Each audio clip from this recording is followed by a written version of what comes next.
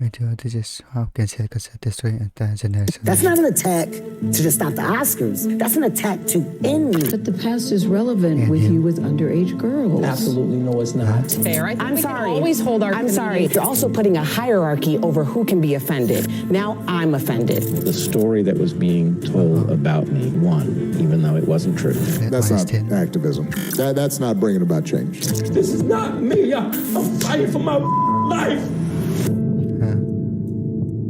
Someone somewhere in the world will find what you say offensive. So what? Who cares? Someone tweets a little joke What is the story? their life is ruined and they get fired from their job. That's awful. So I wanted to start this documentary by defining the term cancel culture. It's the practice of publicly rejecting, boycotting, or ending support for people because of their morally unacceptable views or actions.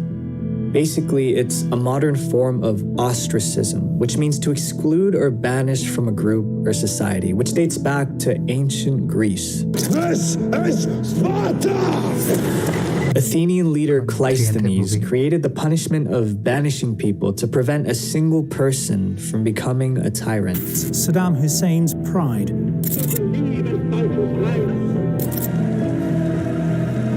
Joseph Stalin dominated the Soviet Union. The way they would do this is similar to our modern-day elections, only no one wants to win this one. Citizens of Athens would write the name of their candidate on a piece of pottery. 6,000 votes would be cast, and the person with the largest number of votes would be banished for 10 years. If they refused, they were sentenced to death. But here's the kicker. When they came back after their time was served, it was as if nothing ever happened. Their citizenship was still theirs, and the people of Athens welcomed them back with open arms. I don't know if the same can be said about cancel culture today. Now, the term cancel culture is everywhere. Cancel culture. Cancel culture. Cancel culture. Cancel culture. Cancel culture. Cancel culture. Cancel culture. It first started roughly around 2017 after the idea of canceling celebrities for problematic behavior became popular. Merriam-Webster correlated the rise of cancel culture with the Me Too movement. Hi, my name's Tarana Berg, and I'm the founder of the Me Too movement. Thousands of women are using 2 words on social media to identify themselves as survivors of sexual harassment and assault. This is global. Then, it gained more steam. Google Trends show that there was almost no search for the phrase cancel culture until 2018. Soon after, celebrities including Taylor Swift and Kanye West were being canceled. Writer Jonah Bromwich explained that almost everyone worth knowing has been canceled by someone. And finally, the best definition of canceled was posted on Urban Dictionary. So if cancel culture started as a means to punish people who've done regrettable things, then what's so bad about it? It's getting too far. A young boy, R. Kelly, is accused of abusing anti-Kelly rallies outside of Sony Music headquarters in New York. Comedian and actor Kevin Hart is stepping down from his duties. I have made the choice to step down from hosting this year's Oscars. Then apologize for your tweets of old. We're going to have to move on and find another host. This is not me. I'm fighting for my life. There are 2 cases I want to bring up. Let's take a look at the timeline of R. Kelly's demise. In 1994, he married Aaliyah. The catch? He was 27 and Aaliyah was 15 years old, but faked being 18 on the wedding certificate. In 2002, he had 2 other court cases which involved illegal acts with minors, and the cases were settled with R. Kelly paying a lot of money to cover them up. In the same year, he was charged with 13 counts of producing illegal child videos, although there wasn't enough evidence to find him guilty. Gloria Allred, the lawyer who represented several of his victims, explained that of all the predators I have pursued, R. Kelly is the worst. Finally, in 2018, R. Kelly was canceled. #mute R. Kelly. Now, let's take a look at the second case. How you doing, Kevin? How are you, big guy? What's up, fam? All right, Kev, you're the man. In July of 2009, Kevin Hart sent out a series of tweets regarding homosexuality. Fast forward to almost 10 years later, on December of 2018, Kevin Hart was announced as the Oscars host. Within hours, Twitter users began reposting Kevin's old tweets and jokes saying that he never apologized for them, therefore should not be allowed to host the Oscars. Articles upon articles were being formed about Kevin being homophobic and unwilling to apologize for it. And on that note, Kevin Hart stepped down from hosting the Oscars and proceeded to apologize. And apologize. I had to address it when I did Get Hard promo with Will Ferrell because of my joke that I had about my son. Apologize. I had to address those tweets in 2012. And apologize. Evan, apologize for your tweets of old. This is not the first time this has come up. I've addressed it. It's onion, so no matter how many times you keep peeling it, there is no end to it. I apologize again. I said I apologized before. Did Kevin Hart deserve that backlash just as much as R. Kelly did? One problem with cancel culture is that it cannot be monitored. In a criminal justice system, the aim is to judge a crime fairly and create a punishment that matches the crime. And while it's not perfect, when you compare that to cancel culture, I think the point is clear. The crime doesn't usually match the punishment. I'm not saying that Kevin Hart has never been at fault. He said things he regrets, but he's learned from them. He has rebuilt his reputation and vowed to never make those jokes again. My friends, some of the best lessons we ever learn, we learn from our mistakes. But does cancel culture allow us to do that? I want to apologize to the internet. I owe you an apology. I'm only here to say that I'm so sorry. Sorry for anybody who I've ever offended. I apologize so deeply. I want to make this video to say sorry to everyone. Continue to grow and mature. Past mistakes.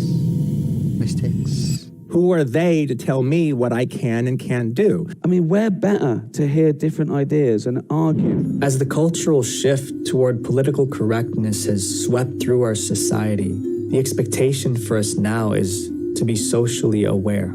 People broadcast their every thought, and we hold people accountable for what they say online, but it doesn't really work that way.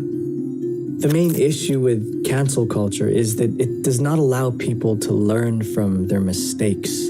Individuals are more often than not shunned and no longer supported, no matter the apology.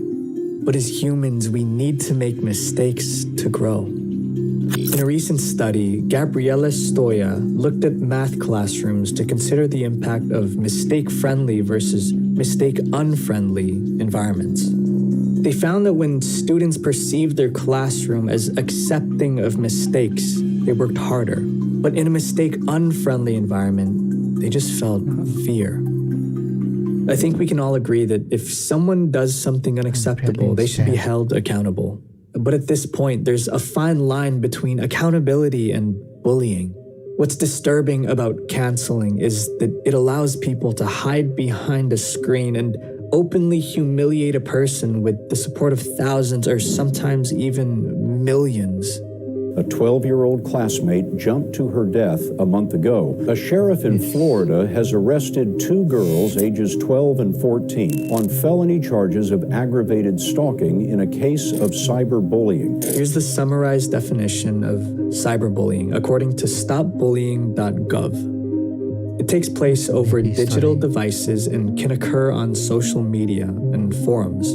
It includes posting harmful or false content about someone causing humiliation. If you ask me, that sounds pretty close to canceling. When people say, I hope you die, somebody should kill your family, it is online bullying. Bullying is an emotional response, not a logical one. When you're angry, you post these hurtful things and encourage others to take action on it too.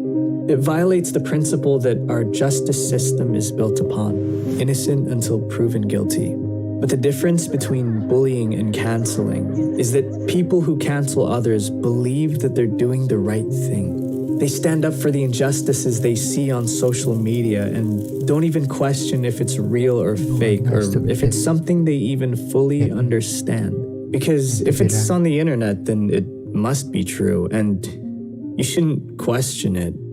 Right? fake news, we live in a fake world, points out. You are fake news. Misinformation. Misinformation. Fake news. Fake news.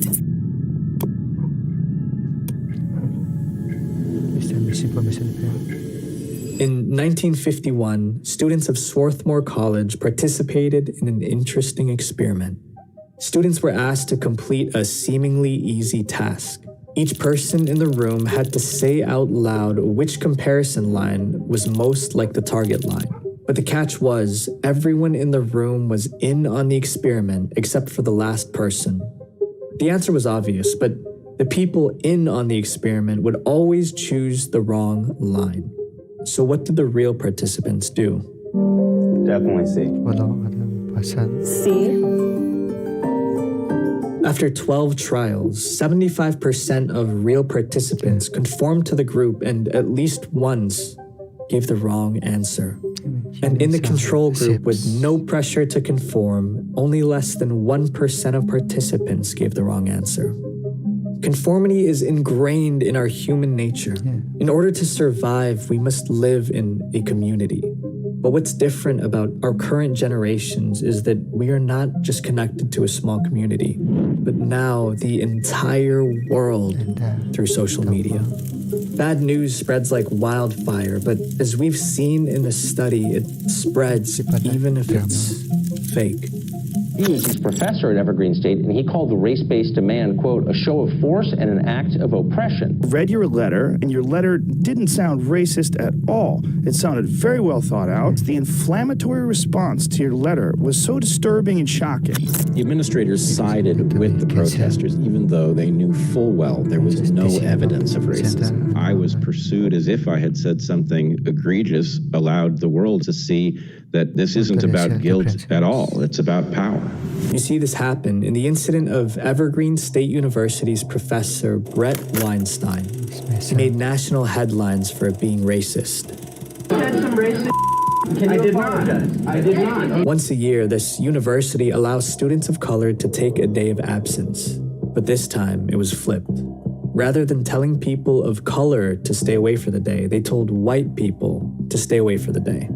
Weinstein didn't believe in this flip, so he wrote a letter against the new policy.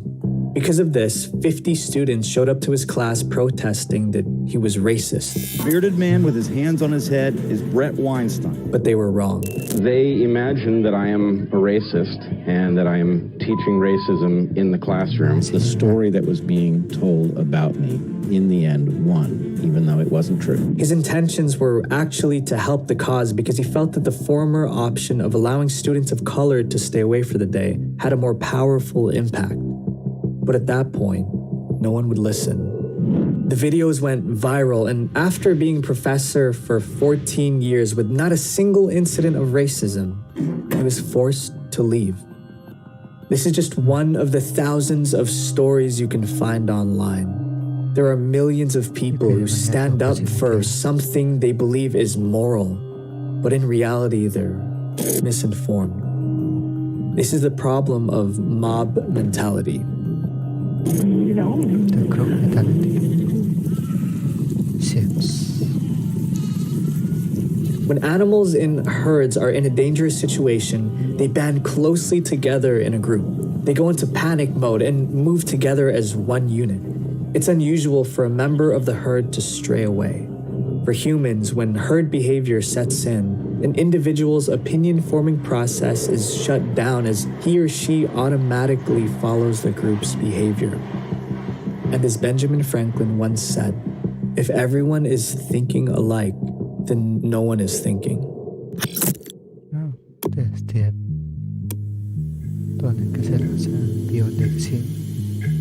If someone somewhere in the world will find what you say offensive, so what? Who cares? And when someone tweets a little joke that's misunderstood and their life is ruined and they get fired from their job, that's awful. I have no interest in gender or race or anything like that, but everyone else is kind of calculating, is this the exact right mix? To me, it's anti-comedy. Times are changing, and with it, comedy as well. The limit that someone can joke about is becoming more restricting. Comedy, whether that be stand-up or a Netflix special, requires freedom and flexibility. A comedian has two jobs: telling fantastic jokes and filling the audience with joy. If they worry about every little detail of a joke they make, they'll fail to be genuine. One of the best parts of stand-up is its improvisation. Hello!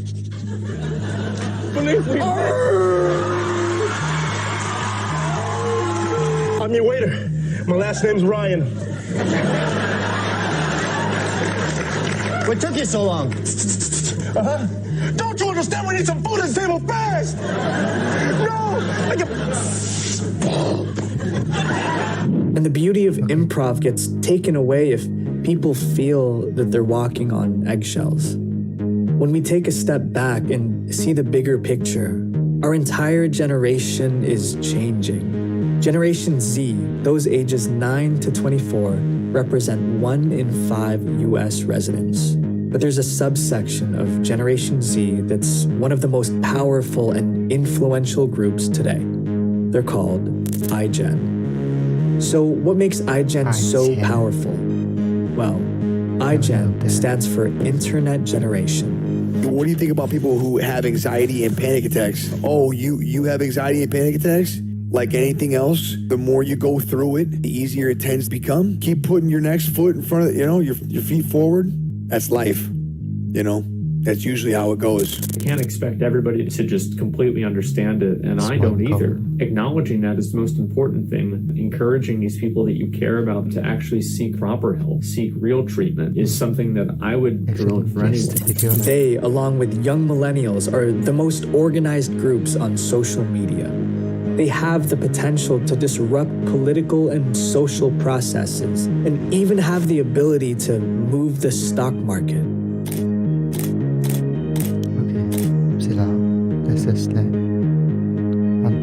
Receiving their mobile devices around the age of 10, they're the first generation to be born into our connected world where social media and screens are the norm. They're digital natives.